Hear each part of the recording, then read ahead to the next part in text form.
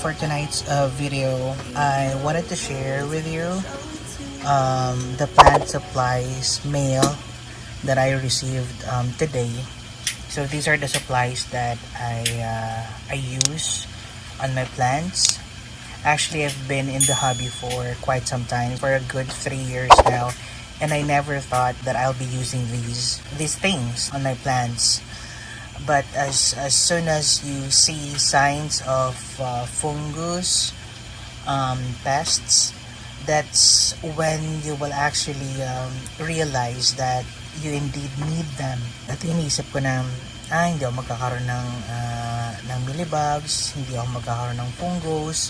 It's only for those who are, maaarte na naka-experience ng ganon. Kasi, diba, in the old days, these fungus, these insects will just go away. Basta diligan mo lang, diba? Yun yung usually na paniniwala natin. So, for today, wanted to show you some of the things that I use, where I buy them. I will add the link on the description box, guys. So, enjoy! This is DE or Diatomaceous Earth.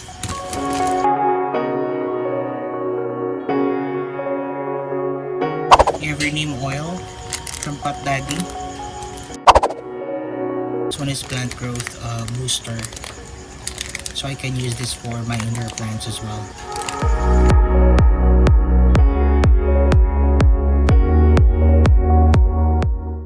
Vermicast from Plant Culture PH, and this is Siam early grow. So para to sa mga bagong plants para mag-growth siya kaagad. It has vitamin B plus and growth hormones. That's it. Okay guys, it's quite messy. So these are the supplies that I currently have. I'm still waiting for my follicle and my Starkle G, pero since wala pa, hindi na ako makapaghintay, kailangan ko na sila giligpit. So as you can hear, maingay na naman si Green yung name ng parrot ko. Pakita ko sa inyo. So guys, this is the culprit. This is Green. Siya yung maingay sa background ng mga videos natin. So siya yung maingay. Every time she sees me working here sa garden, nagpapapansin siya. So I think she'd like to have a spotlight. So there she goes. This is Green. Magingay ka na, Green. See? Siya yun. So may kasama tayong magligpit. Okay. We're going back to the cage na. Alright guys, let's start. Ayan, narinig na. Alright, so hindi na maingay. So again guys, these are the supplies that I currently have for my succulents and some of our indoor plants and orchids. Again, I'm still waiting for the Starkle G and Folicore. They are the systemic type of fungicide and pesticides. These are cinnamon powder. I'm a big fan of cinnamon powder because of its rooting benefits, I would say. So it's a good rooting agent talaga, and it drives insects, or it drives ants away. Though they cannot kill, or they don't kill ants, but ants don't like the smell of cinnamon powder, so it drives them away. So let's start cleaning up the mess and reorganizing the stuff that we have in our garden, the supplies that we have. Again, safety first, guys. I am a pet lover. I have fish, I have birds, so it's very important that we store these things in a safe place. So I just put them in a storage box, and that storage box must not be placed in a location where it gets direct sunlight. Dapat sa madilim siya. Okay?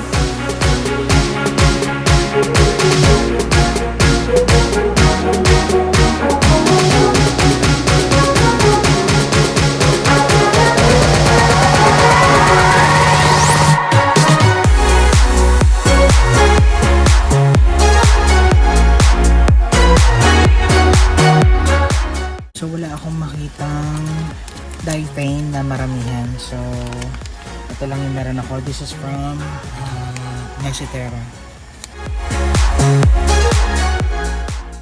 Okay, so this time guys, I'd like to tell you some of or one of the most common misinformation na nakakuha natin pagka bumibili tayo ng insecticides or chemicals sa mga agri-shop. As I mentioned to you a while ago, I'm not a fan of using chemicals. So, nung nagkaroon ako ng parang fungal infection sa isa sa mga plants ko, pumunta ako ng agri-store and I was told that 7 is an anti-fungal chemical that can help get rid of those fungus sa plants ko.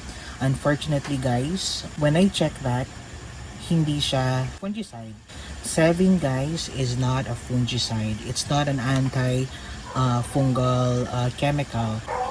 So this is not correct.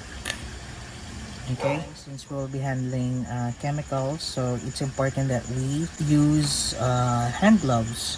Okay, so since wala akong mahanap na disposable gloves, I have here surgical gloves, but this will do the job as well. Again, it pays to read, guys. Reading, make reading a habit.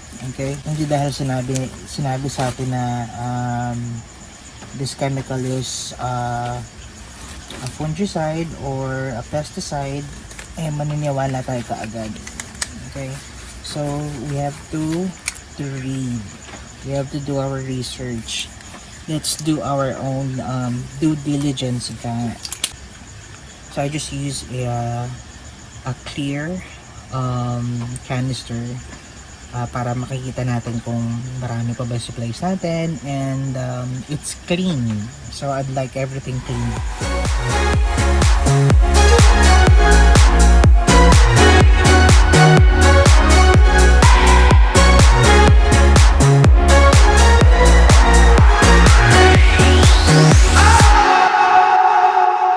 So there you have it guys. 7 again is a pesticide. It's not a fungicide, okay? So pag sinabi nila na ito 7, it can kill pests and fungus. So it's not true guys, okay? Ayan, naligpitan natin sila. It would be better sana if I have a bigger storage box or bin para isang lugar na lang sila. But since these are all that I got so far, for now, this will do na. But what's important is you store them in a shaded area. The darker, the better. And gusto ko sanang isa-isahin yung mga gamit ng mga to.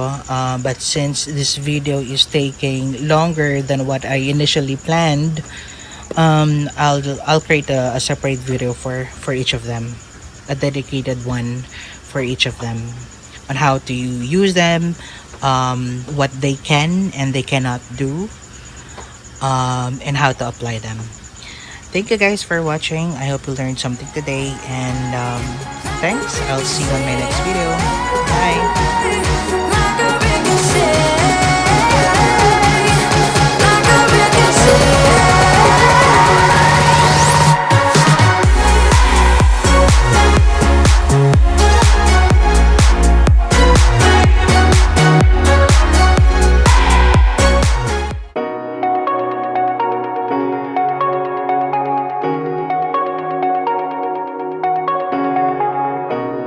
Shooting me with words, but I won't let them bruise.